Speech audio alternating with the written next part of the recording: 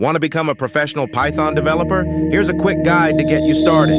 First, master Python fundamentals, variables, loops, functions, and data types.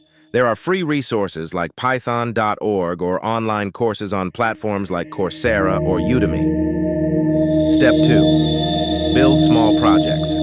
This helps you understand how Python works in real-life applications. Next, explore popular libraries like NumPy, Pandas for data, Flask or Django for web, and TensorFlow for machine learning. Step 4. Contribute to open-source projects on GitHub. It's the best way to learn from others and get your hands dirty with real-world code.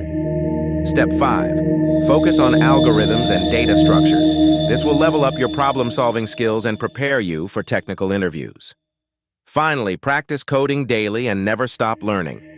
Keep an eye on new updates and trends in Python. Ready to start your journey? Save this video, share it with a friend, and hit that follow button for more tips on becoming a Python pro.